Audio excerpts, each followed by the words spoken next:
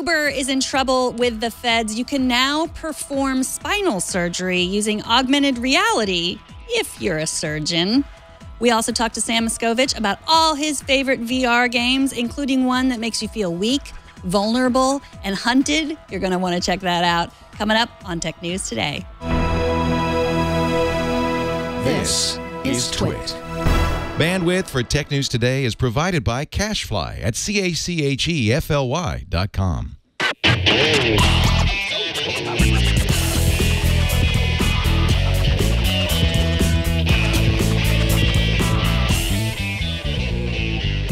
This is Tech News Today, episode 1762, recorded Friday, May 5th, 2017.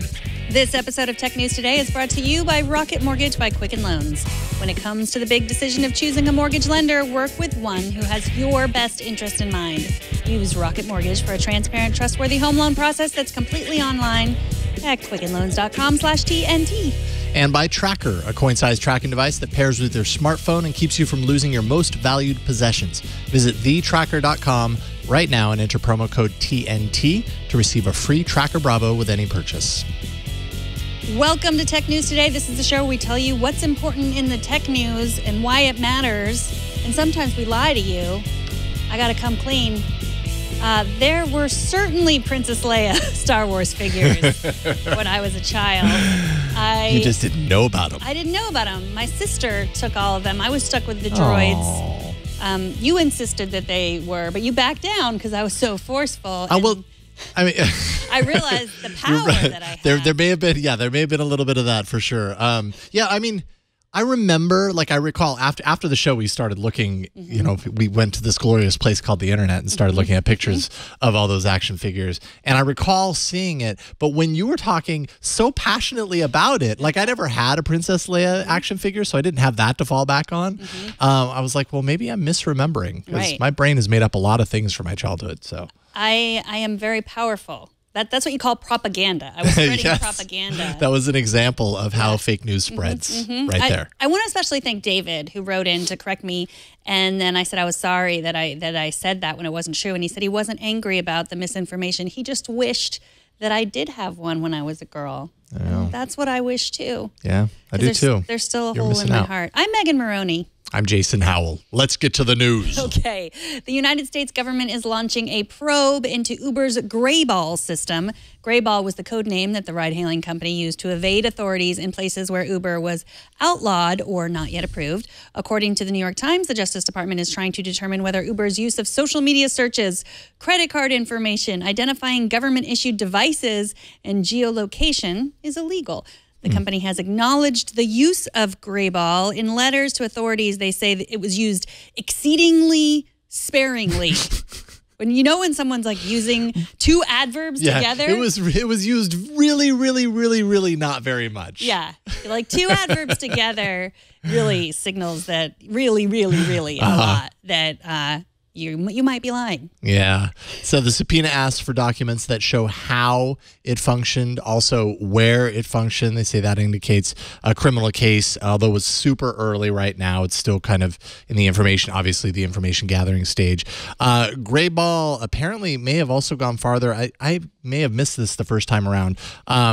To then what Uber's terms of service say in a number of ways. For example, it could analyze credit card information and mine it for information. So it could then, see the credit card, know what credit union that card is for, compare that against what credit unions the police use, and then match it up and say, well, this is likely to be some policeman or something.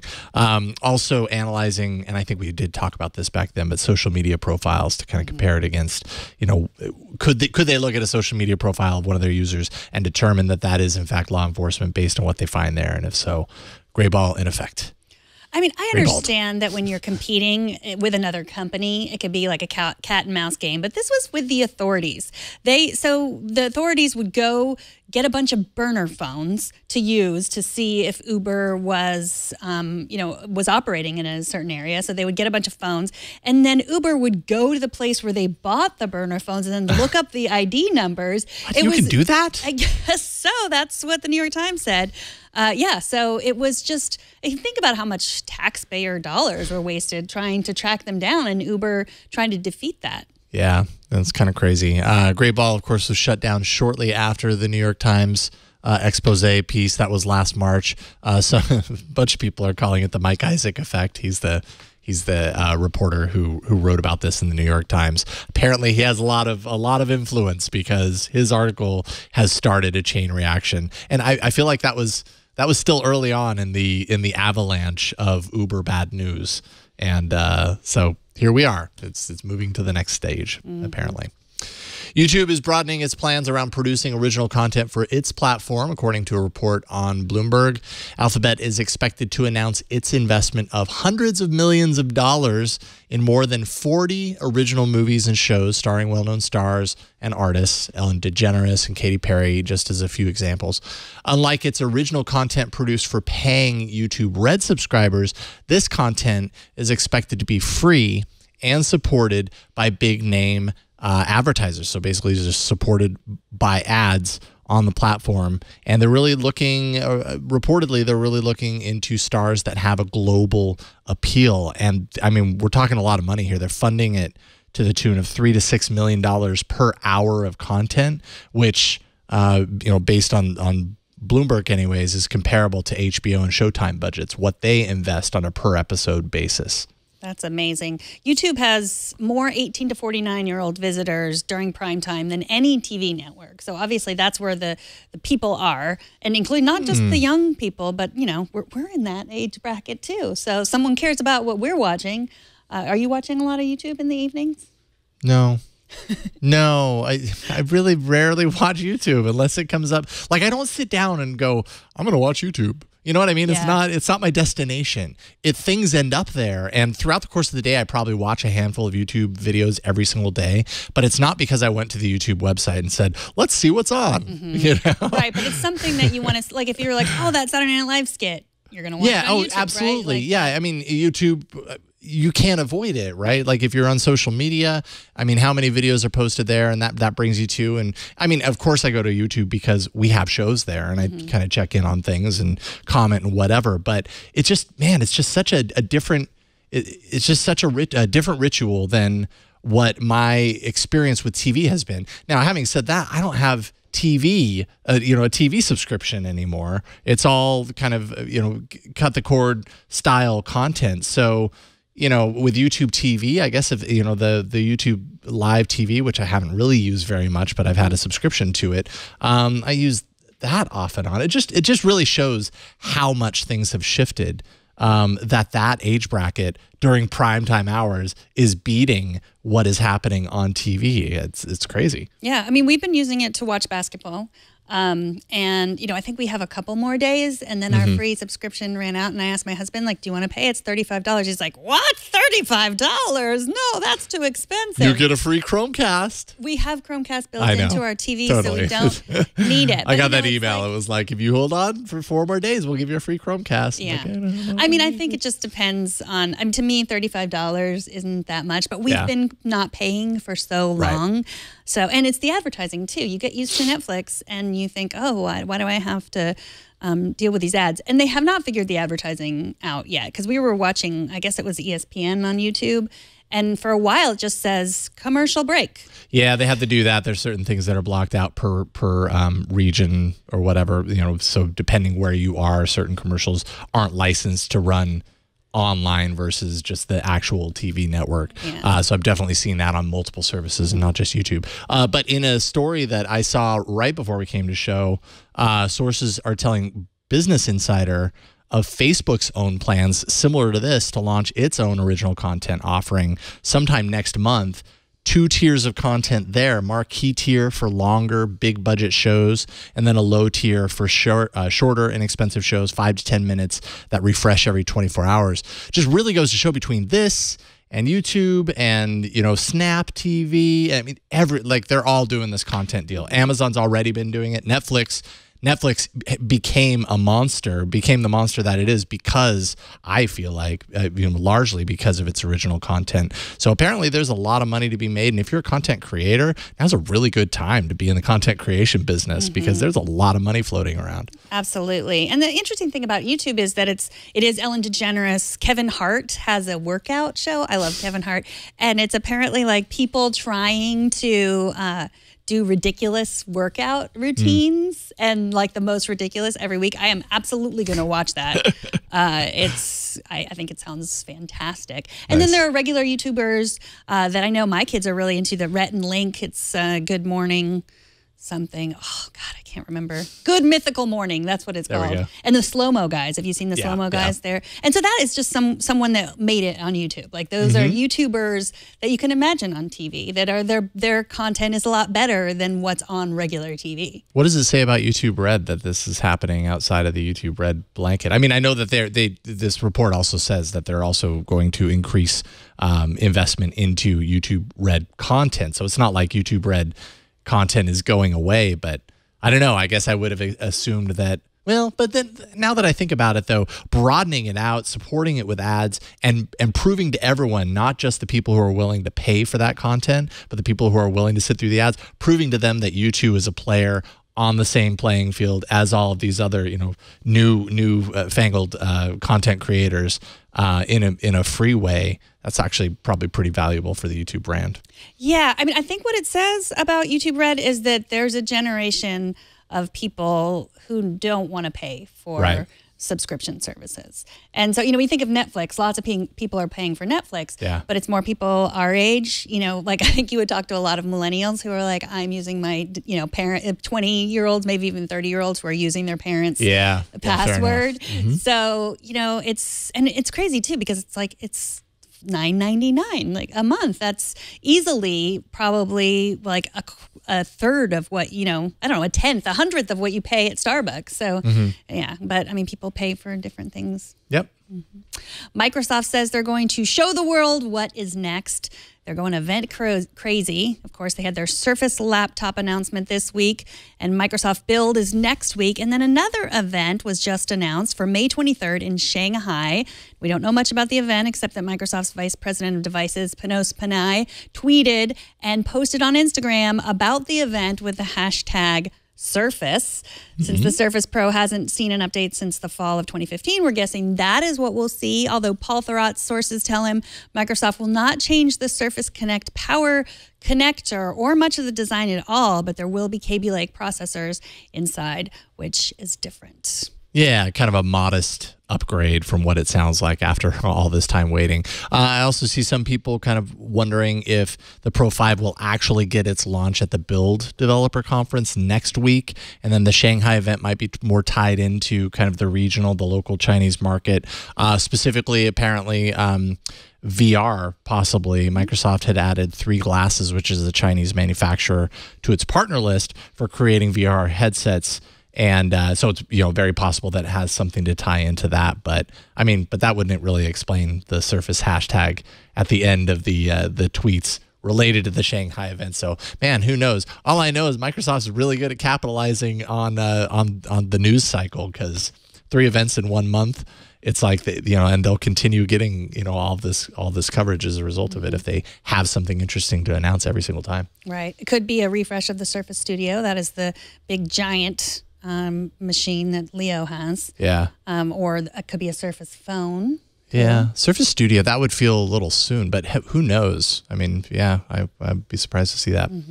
Someone also, somewhere I read, was hoping for a Surface Studio laptop.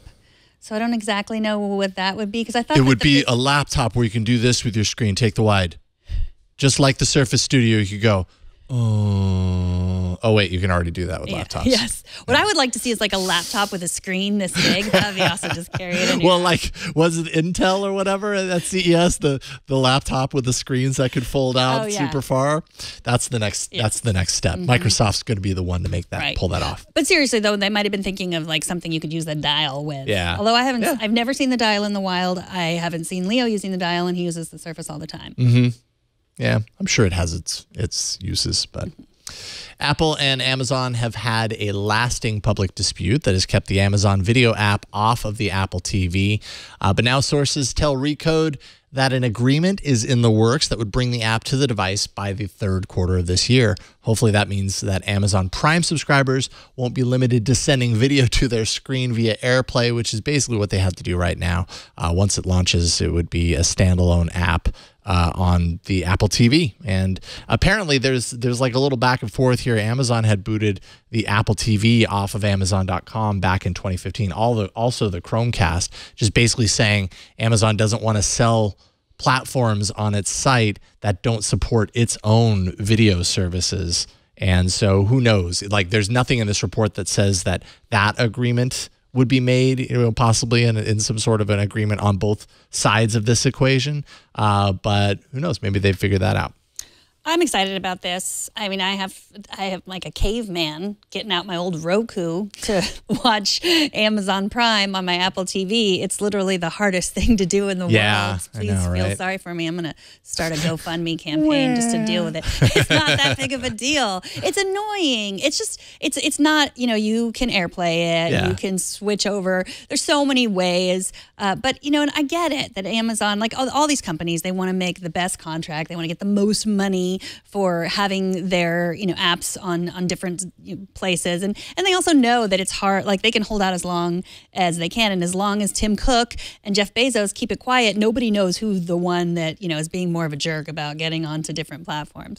So yeah, I mean, I will be excited about it. I think I haven't watched anything on Amazon Prime in a while. I think Hulu has sort of taken over that. There's not a bunch of stuff on Amazon Prime that I'm dying to watch that I can't watch on Hulu. Yeah, I mean, and I think that's part of the problem is that Amazon Video just in general ends up getting somewhat lost in the shuffle. Meanwhile, they've had a video service for a very long time. It's just and I can speak from the Android side of things too. For the longest time, you could not install Amazon's video app on Android devices that weren't Amazon's devices. And it just never made any sense. It's like, you're a Prime user, you have this library of video, but because it's so, like, you have to jump through these hoops in order to get the video to actually enjoy it, even though you're paying for it, you just forget that it even exists, and it's just a part of their service that it's just falls out of your brain. You never think to use it because it's not as easy as everything else to use. Right. I don't think they make it easy to watch Twitch on Apple TV either, which is Amazon owned. I think there are other apps you have to watch Twitch through, I think. Right.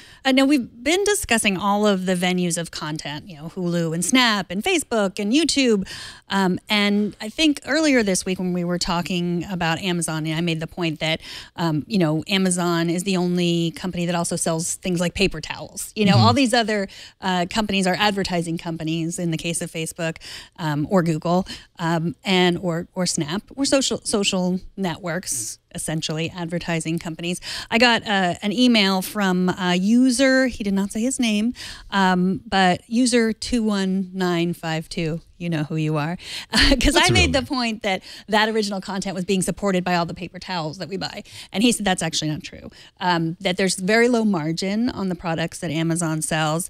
And what Amazon really wants is growth, not profit. And so I just thought that was interesting in that explanation, because sometimes, like the Leia dolls, I sometimes throw things out there that might not be true. We say a lot of words. I hope most of them are true.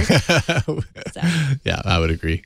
I hope most of my words are true. But, yes. But you guys are really great at correcting us, and we always appreciate TNT that. at twit.tv. For sure. Addie Robertson at The Verge says the Microsoft HoloLens might let surgeons operate on your spine while they're playing Minecraft. I'm just kidding. They're not playing Minecraft. Kidding about the Minecraft part. Scopus is the first augmented reality surgical holographic navigation platform that integrates HoloLens into open and minimally invasive spine surgery. Robertson points out that the integration is even more precise than your standard HoloLens, with rigid body markers on the headset and tools for better tracking. So basically, they're using augmented realities to sort of put, screws or the things that they're putting overlaying onto your spine. It's pretty awesome. Whoa. Yeah, so the HoloLens itself talks to the Scopus system wirelessly. Scopus would be set up somewhere else. And you can see some of those extra sensors on the hologram, or on the HoloLens. Those are kind of like added sensors to, I guess, improve kind of the tracking capabilities.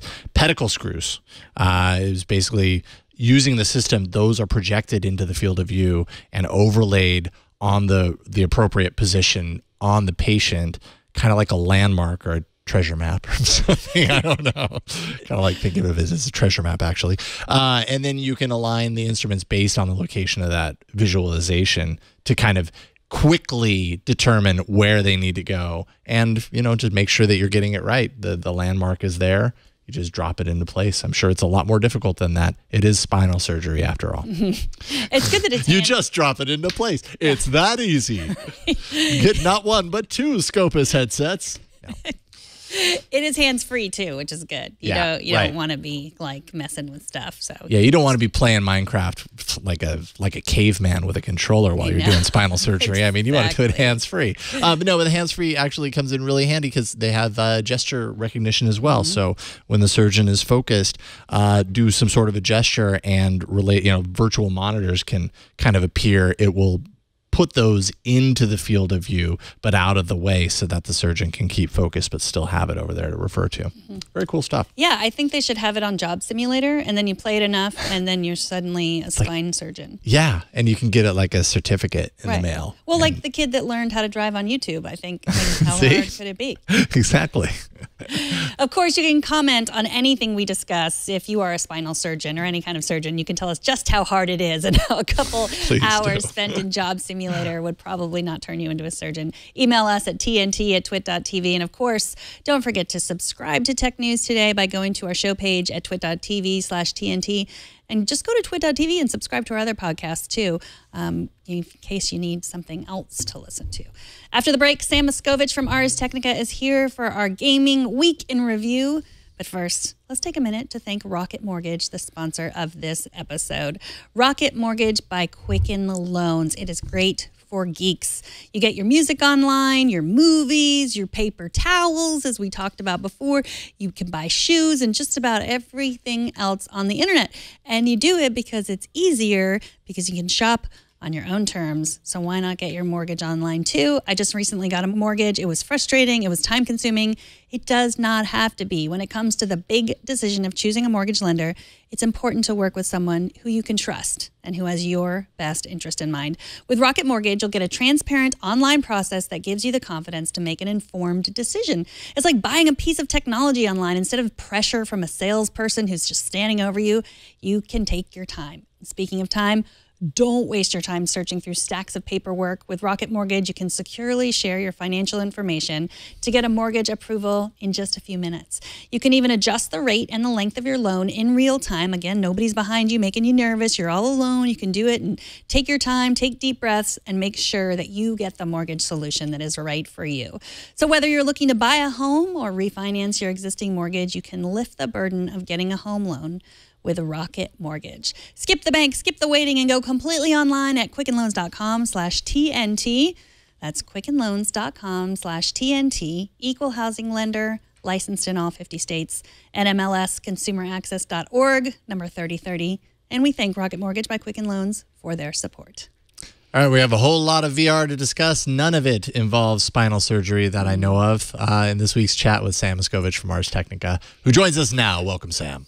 Hello, hello. Happy to see you guys in the real world. It's good to see you. You don't have any of that burn-in on your face this week. You obviously haven't been playing VR that much. I took a bath. I took a VR bath. I went and just had my face. Here's the secret. Just put your head underwater and don't breathe for about 20 minutes and all the stuff will go away. Oh, you just like wrinkle up like a raisin. So when you say VR bath, it wasn't like a virtual bath. It was an actual bath to wash off the VR. No, I meant a post-VR. Yes, to wash off the shame that is going into a forced VR cave of existence. But yeah, there's a couple of VR things going on this week. Yeah. Nice. All right. So first of all, let's start with Oculus. This was news that I thought was interesting. I think it was yesterday. Apparently shutting down its internal content creation studio. Tell us a little bit about what's going on there. Well, this is a specific part of Oculus. So Oculus Studios is the internal developer home that makes stuff for Oculus Rift, all of their stuff, including the home kit, which is the Oculus Rift, and then the Gear VR, which is their collaboration with Samsung, and that takes your smartphone and all that sort of thing. Now, Oculus Story Studio is an offshoot. It's a special part of Oculus that develops narrative stuff. So stories that are not very interactive, but they happen all around you while you've got your head in VR. They made that content up until yesterday. There was just a notice that went up yesterday from Jason Rubin over at Oculus confirming that Oculus Story Studio was no more. And in fact, his post did not clarify so much as a Variety report followed up later on to say, oh, they're all totally done. Every single narrative sort of experience, meaning every sort of experimental story that was being developed inside of Oculus headquarters, was canceled immediately, and about 50 staffers were encouraged to apply for jobs at other parts of Oculus. So it sounds like it was a pretty sudden thing for them to say, we're not doing this part of Oculus anymore. How much of an impact has Oculus Story Studio had? I mean, we've definitely seen some like immersive VR, different approaches to VR storytelling. Is this an indication that it's just kind of not as big a deal as some might think it might be? I would say it's the opposite. I think what's happening here is Oculus has noticed how many other people, independent, third-party, indie studio style groups, especially artists, are starting to embrace VR for storytelling. Okay. You guys talked to me right after South by Southwest, in which I saw After Solitary, which was an independently funded, nothing to do with Oculus story about a man who'd been in solitary confinement in and out for 5 years. And the story was just incredible. Oculus, on the other hand, I have never written about a single one of Oculus's narrative experiences. That's not to say they're not any good, but they haven't caught headlines. And a lot of these other sort of folks, including movie studios and small teams, are starting to do stuff. So what I think really happened was somebody in terms of bean counting said, we don't need to produce this internally anymore. Let's try something else. Let's try taking that budget and handing it to celebrities or handing it to hot sounding groups and say, hey guys, how about you take this thing you've been working on by yourself? We're not going to have you as a full-time employee, and you're going to make stuff that happens to be exclusive to Oculus because we handed you, I don't know, a $30,000 check or something like that. So I think that's what's going to happen, is that you're going to see narrative or semi-narrative things, the kind of stuff that, for example, they had an Oculus thing that won an Emmy last year. It was a short called Henry. You can get it for free on Oculus still at this point. It's a little porcupine having a birthday and feeling sad and then feeling happy again. It's very Pixar-esque, very bubbly and animated. I think they're just going to start paying other people to kind of make that stuff and then lock it down. So if, for example, Snoop Dogg decides to make a VR music video, maybe Oculus will go to him and say, hey, Snoop, Mr. Dogg, here's a bunch of money. Don't let Vive have it, and things like that. So what about the VR for Good, that Creators Lab? I think we talked about it for you. That was under Oculus. Was it projects like that? Are those going to stay around? Or are those outside the Oculus studio? Those appear to be outside the studio. I think that Oculus really likes to say that they've got these initiatives where they're handing grants to people who are outside of Oculus. So I think that's all going to persist. Ruben, in his note, kind of talked about all of the different initiatives that Oculus is interested in terms of saying, look at how creative and for good and for advocacy and that kind of storytelling that virtual reality could do that other things can't. So that's not going to go away. It's just Oculus taking its money and sort of shifting it around and realizing having 50 people doing its own narrative stuff inside of Oculus is not their best value. I personally think they may lose some real opportunities for weird tinkering and discovery by not having sort of an internal incubator for these sorts of things, because I do think narrative VR is going to continue to evolve. Just the idea of you being able to be inside of a film experience with your hands. And that's what Oculus has only begun to touch the surface of, because they have a thing called Oculus Touch. That's their newer product. It's the handheld controllers that didn't ship originally with Oculus, but they're trying to get people to buy it more. And I do think having hands involved in these sort of story scenes could be really interesting. But they had a virtual comic project that debuted at the Tribeca Film Festival just a few weeks ago, and we were going to get that later this year.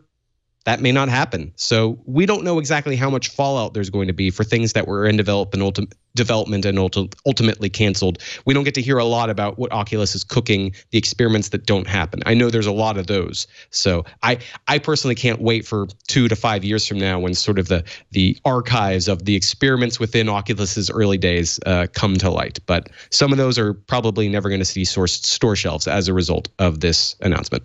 Well, I know you might have been in VR for the last 2 hours, so you might not have heard this, but there was some breaking news that Mark Zuckerberg talked about a Facebook TV, like a new, just promising to have like a sort of a YouTube TV-like thing for Facebook. Right. Do you think that's associated? Do you think that they're going to combine those two things?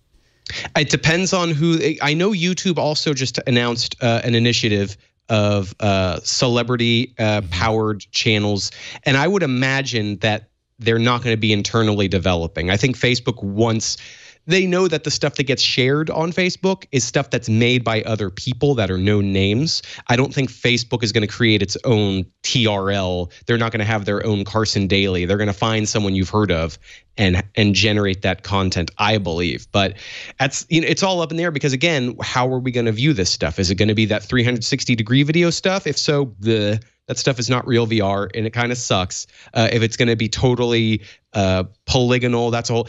I want to see what they're cooking. That could be very interesting because it could also be a money pit. Because if there's, it's chicken or egg. People go, oh, there's not content in VR, so they don't buy it. But if people don't buy it, there's no content. I'll be curious to see how that one shakes out. Yeah, for sure. Let's talk about a few games. You've been spending some time with a game that released a few weeks back on the PlayStation VR called Static. Tell us a little bit about that. Oh, my goodness. So this is a game that I had not caught up with until this week. I had been reminded about it coming out. It's on the PlayStation VR. It's exclusive there. And the reason is it handles VR and limited VR in a really interesting way. Now, with PlayStation VR, the way it works is it senses your head moving around, and it can sense the controller in your hands, as in just the generic DualShock, which is standard joysticks, buttons kind of guy, because it has a little light on the back of the controller, and PlayStation VR has a camera that senses that light. So strap on the headset, hold the controller, start this game. You're sitting in a chair. You're strapped into the chair. You're part of a crazy research experiment. And in your hands, what you see is not your controller. What you see is this crazy puzzle box. And as you tap around buttons on your controller, they manipulate and activate different parts of the puzzle box. So it really does feel like your hands are trapped inside of this box. Now, anyone watching the webcast can see right now a sample of this. So buttons, joysticks, triggers, they all activate different little spots. And there's a variety of these puzzle boxes. And there's a guy who's kind of mocking you, not really helping you out. And you're just supposed to sit there and figure out what the heck is going on. So the VR stuff is a mix of using your hands with the controller and looking around the room. So there's parts of it that make me go, it doesn't need to be in VR. We could just have the screen show this controller. But there's other parts that to describe them would spoil it. But to be able to be immersed in the environment is part of the puzzle. This, to me, is one of the most clever applications of virtual reality I have seen, especially in the sit-down space, as opposed to stand up and walk around. I'm absolutely blown away by it. Anyone who's curious about it, do not watch it on YouTube. Do not stream it on Twitch. Find a way to play it if you enjoy Portal-style puzzling. It looks very kind of almost claustrophobic to a sense to have your hands in this box and looking around. I did some reading around. People are saying it's very difficult. Like the puzzles are really difficult to figure out, and that some people are just like, I couldn't do it. I couldn't last as long as I needed to solve the puzzle because of kind of the claustrophobic aspects of it. Did you find that? Well, there are a couple of spots where the logic makes no sense. So some of my favorite puzzles are on early goings, and they're incredibly good at having every single thing you need to know arranged around your virtual play space. There are other puzzles in which the step to take, once you go and cheat, and I absolutely, because the game's already been out, I got stuck at a couple points and cheated because I'm like, I'm not going to sit here for 2 hours to try to guess this. I would say there were 3 puzzles within an otherwise, 2.5 hour, 3 hour game that made me go, what the heck is going on? But I think compared to some of the really weird and hard puzzle games I've loved in the past, that I would say is that's tolerable a pain in the butt as I've ever dealt with. Right. So Totally not. Especially the early going. I think if you can get through the first couple of puzzles, you'll see what's going on and you'll be hooked. And by then, you'll do what I did, cheat just for that little moment. And then as soon as you see the solution, turn off the YouTube and go back. Yeah, you kind of get your flow. Yeah, it shares a lot, I think, like right at the beginning when I started watching this footage, keep talking and nobody explodes, kind of that idea of having this box and figuring out what you do in what order and all that kind of stuff. So cool puzzle game approach. And I will say, because of that one and this one are similar in that if you are stuck, you have friends who may be sitting on the couch. Not that you're going to have people over while you're playing VR, but if someone else is there, they can see on your TV screen what's going on and go, wait, did you notice this thing? Did you notice that thing? Right. And that's kind of clever. I was sad and lonely in my VR cave when I solved it myself. I wish either of you had been there to help my wayward soul. It's too bad you couldn't play it on your Switch and bring it to a bar like you do with your Zelda. Oh, goodness. Someday they'll have sorry, you Switch just VR. said the S word, and I go totally off if you Come back. We've got one more thing to talk to you about. Finally, a new game by Bethesda called Prey. That actually hit the shelves today. What's to love about this one?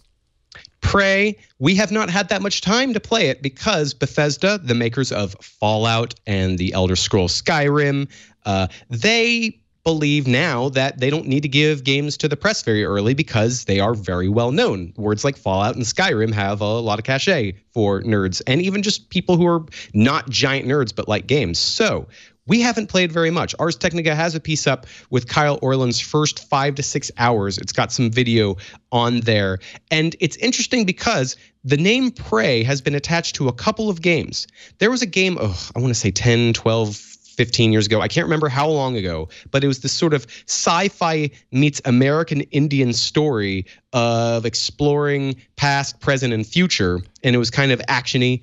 And then it got rebooted and canceled. And I got to see a behind-the-scenes look at what this game would have looked like. And it was total Blade Runner, jumping between buildings, bonkers, high-speed, flashy neon. That never came out. This is the exact opposite of the one that got canceled. This is very slow. It's all about you being part of an institute that is giving you, it starts out with this sort of Groundhog Day style thing where you go in for training, things turn awry, all of a sudden you wake up again as if nothing happened, but there's just one little note saying, you are reliving a bad time, FYI, weird stuff is happening. That's not really much of a spoiler because that happens so early on. But it's just to say that is just one example of the game having things may not be what they seem as a major element.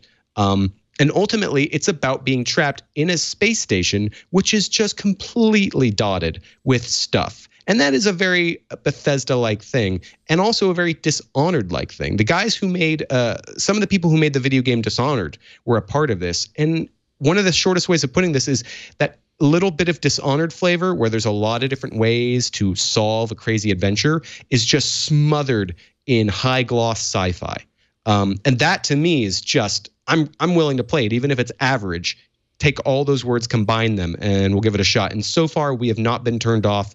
We have not been displeased. Been a lot of weird surprises, really slick looking. And just the environment of the space station that you're on is stellar. It's just cool. And I've got it running on my PC right now in 4K resolution, and it is screaming. Wow. So that I'm really happy about that. I am geeking out. How do you feel about Bethesda's kind of decision last October to kind of withhold releases like this until a day of or shortly before? Well, I mean, they clearly don't know who I am. Like, I feel like I should be getting all of the video games super early. Yeah. I actually, honestly, I think for the most part, game studios don't need to just hand games to whomever. I think what's really important is understanding how people find and discover games. And in a Twitch and streaming era, that whole idea of having to hand a game to a single magazine for an exclusive and expect people to read that and have that drive the sales, it's not the same as people just who are big fans starting out, going trial by fire, being willing to be beta testers for broken games. Dishonored 2 in particular, really launched messily, and people were still willing to buy it and sort of jump in and figure it out there. I think that's a developer by developer strategy. I will say I'm playing another game right now, which I'll talk about next week. I'm really enjoying it by a small indie team, but it's got one bug. And because I got it kind of in advance, I was able to reach out to these developers and say, hey, guys, this one thing keeps messing up when I play. And they've been back and forth with me. They asked for the crash logs on my computer. They were helping me diagnose it. And that to me is something interesting from a review perspective in the modern gaming era, because games don't always work. You put them in, even in your Xbox or PlayStation, let alone your computer, you'll put it in and it'll have a bug or it won't work with this driver, that sort of thing. And I do think when a game maker doesn't get a game into people's hands early, that's never going to reflect as well as a developer who is even helping the press and the early lookers go, oh, we want everyone to really enjoy this game. We are dedicated to making this game work on launch day and in the weeks to come. So I just think that's sort of a thing that doesn't get reflected when you type a number into a review. You know, when a review ends with 8.5 out of 10, you don't factor in developer didn't respond to bug report into that score necessarily. But that matters way more in the modern era than it did back in the 80s and 90s when you just assumed your cartridge would work. Right. Yeah. Very good point. Cool. Well, now I have a few things that I wish that I could play, but I don't have either of these VR systems. Well, I guess one is PC. So yeah, every week I tell you guys, come on over to my creepy place. Board games, VR, shut all the lines, keep it It'll be dark. a weekend of games. Weekend creeping out in Sam's. He has a futon. Was that? He has a futon. Oh, well, that's good. Okay, well then I'm sold. I didn't. This is information that was withheld from. Oh, right. God, this whole segment's going on my Tinder profile. All right. Sam Escovich, Ars Technica, also can be found on Tinder. No, just kidding. At Sam Red on Twitter. Twitter is what I meant to say. Thank you, Sam. Yeah, get the Jack from Twitter, I'm sure appreciates that one. See you guys. I'll be talking about the game Strafe next week. It is really, really good. That's all I can say for now. Sounds good, Sam. Have a great weekend. Take care. Bye. We got so much feedback about two-factor authentication Yeah, we did. and password manager. I don't know. It rivaled the Princess Leia action figure. There was a feedback. lot to comment on from yesterday, apparently. Yes, but William, so of course, well, I'll fill you in. We were talking about how two-factor was kind of hard, but what I really meant was using LastPass was hard, using two-factor with LastPass. So we kind of said, yeah, oh God, it's hard. But William from Connecticut writes, strong authentication using one-time passwords distributed via SMS resists the kind of attacks using phishing and fraudulent credential replay, the attack implicated in most of the breaches that we have seen over the last 3 years. Please do not make perfect security the enemy of the good. One-time passwords via SMS are dramatically more secure than reusable passwords.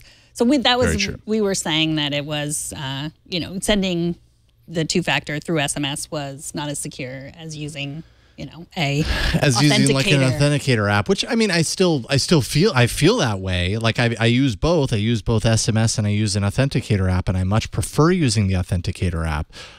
And I think I said this yesterday, and I'm happy William has written in before, and he's definitely used that term before, don't make perfect security the enemy of the good, because it's a really great point, right? Some good security is better than no security, or you know what I mean? Security doesn't have to be absolutely perfect for it to still be mostly effective in most cases. And the reality is that you don't really see a whole lot of the intrusions via SMS. But the potential is there, and for that reason, I just wish that there were more usage of the authenticator apps as opposed to SMS. Because if the potential is there, well, why not? But I appreciate that it exists either way, and I would much rather do SMS two-factor than not do it at all. So, Davinia also wrote in. She said, "I agree with Megan. It's exhausting. Part of it is my own fault. I have a 27-character password alongside other shorter passwords that I use. However, the two-factor part takes a while because sometimes it just doesn't work the first time. I'll be waiting for a text that doesn't arrive, so I switch to the email option, and then the system tells me I took too long to authenticate. This doesn't happen with every app or service I use, but sometimes I'm not willing to take that chance and opt out of two-factor authentication." I think that is the key to that feeling. It's like, it just takes too long. I have too much to do. It doesn't work one time. I'm done. I'm moving on. Yeah. And so, you find that with a lot of technology, like Siri doesn't work. For so sure. I'm not going to use it. But this is more important. That's why I feel like it's akin to like eating your vegetables. It's like, I know I have to do it. It's the right thing to do. And for me, I also got some help. What I wasn't doing on the authentication app is with my phone or my laptop, you can say for 30 days, trust this. Right. And I think I just didn't see that. I don't know why, but I did that. So now I don't have to do it every time.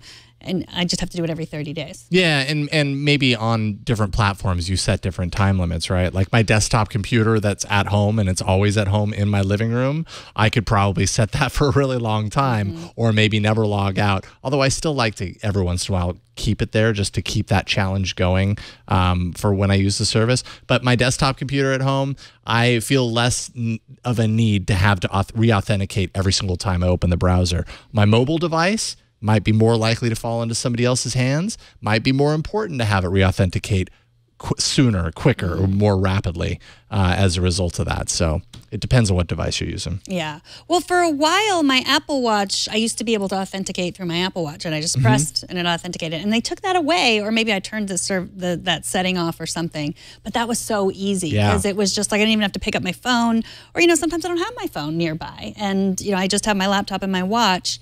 And I wish I had that back, but it's probably not as secure either, I guess. Right. Yeah. Amazon Echo might soon arrive with a touchscreen, and we have an image of it. Well, somebody else did, and we'll show it to you. But first, let's take a minute to thank Tracker, the sponsor of this episode.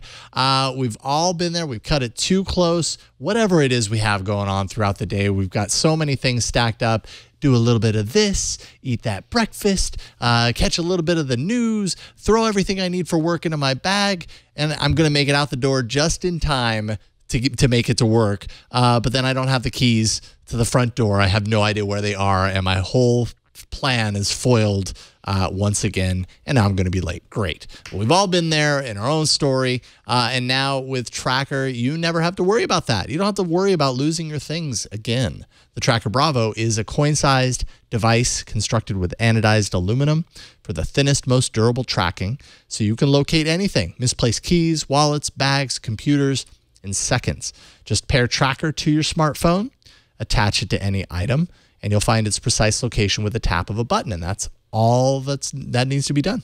Lose your phone, you press the button on your Tracker device, or you can even ask your Amazon Echo, and your phone will ring even if you left it on silent.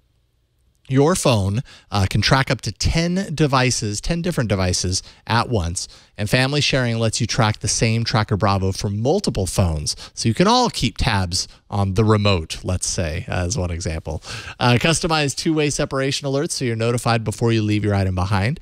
With over 4.5 million devices shipped, Tracker has the largest crowd GPS network in the world, so your lost item shows up on a map, even if it's miles away. The Tracker app records its last known location. When another Tracker user comes within a 100-foot range of your item, you'll receive a GPS update of where your item's located. The distance indicator now on the Tracker app will show you if you're getting closer to your item, so you know that you're close, finally. And with a 30-day money-back guarantee, there's no reason not to give it a try. Stop losing your stuff today. Go to thetracker.com and enter promo code TNT. You're going to get a free Tracker Bravo with any order. That's TheTracker.com. Promo code TNT for your free Tracker Bravo with any order. And we thank Tracker for their support. TNT's fan of the day is M. Walker, who sent us this picture saying he listens via his Bluetooth connected Android phone, streaming to his Forerunner. He listens when driving to work or between clients to catch up on the tech news. That's why we exist, so you can catch up on the tech news between everything else you have going on in your life. Show us how you watch or listen to TNT. Just record a video or take a picture of yourself or your setup. Post it on Instagram, Google+, Twitter, or Facebook. Use the hashtag HowIWatchTNT, and we'll find it. The website AVTV News is showing off some leaked photos of what they're claiming is the new Amazon Echo with a screen. This thing's going to look awesome. Yeah, aren't you excited? I'm so excited. No, it's just not look that awesome. We've heard for a while that the Echo with a screen is coming. We've also heard there will be a new Siri home device with a screen. Now, this leaked photo is a little more believable only because the same leaker showed off a realistic picture of the Echo Look camera for your closet. He showed that off on March 6th, which was almost 2 months before Amazon actually released the Look, and it was that camera. Well-known leaker EvLeaks cleaned up the image a bit, and we can see that on Twitter. It's even cleaned up. It does not look that beautiful, but neither does the Amazon Echo or the Echo Dot. I mean, I have to say. Amazon is not beautiful with their designs. They're hardware or software, frankly. But man, the Echo, I don't know. I kind of like the design of the Echo. I think it's endearing in its own way. I mean, it's definitely kind of an industrial look, but for some reason, I like that. I don't like this at all. This looks like a 90s something. Yeah, I don't even know what I'm looking at, and I don't know that I would want that in my kitchen, but who knows? I mean, I guess the point is that it's an Echo with a touchscreen, and that could actually be very useful for certain things. Right. If you're in the kitchen, displaying a recipe, because I don't know if you've ever tried to make a recipe with your Echo, like repeating steps to you. I've done it just to test it out on the Google Home, and it's not the easiest thing in the world. Like, it would be much easier to have something to reference. Yes, absolutely. But they say that this might also have phone capabilities. Like, that's been rumored. So like a video phone. Yeah. So I don't know. I mean, I like my Amazon Echo, despite the fact that it's not as beautiful as like an iPhone or a Samsung phone. But yeah, I don't know. Rumors say it'll be between $200 and $300. We'll see when we see. So the Echo Look you're not interested in because it has a camera. This has a camera too. Right, but the Echo Look is designed for your closet, and if you're interested in the dystopian future of what happens, you can watch the video that we made of it. It's terrifying. It is terrifying. It shook me to my core. Yes.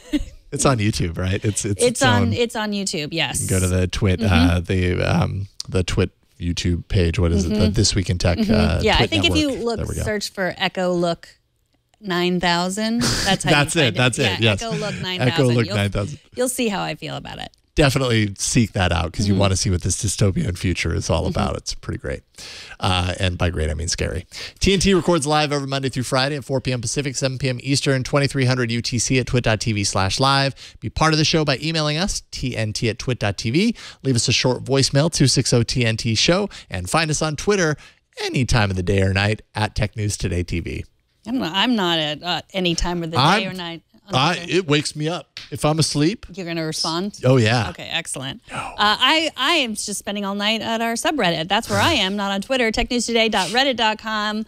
Comment on the stories. And, of course, subscribe to our show, twit.tv/TNT. We want to hear. And if you want to leave a review somewhere. I think that's important, too, so that if other people happen upon and they're looking through and they've never heard of us and they hear that you like it, they might be persuaded. Yeah. And you can tweet at me. I'm at Megan Maroney. Or you can, persuade them. We don't mind. You do what you do. I'm at Jason Howell on Twitter. Thanks to Kara Cole for being our technical director for the day. Thank you, Kara. Thanks to Mario for helping out here in the studio and scrolling words on the screen. And thanks to Kevin for editing the show. And, of course, thanks to you. No, really, thank you for talking tech with us today. We'll see y'all on Monday. Have a great weekend. Bye, everyone.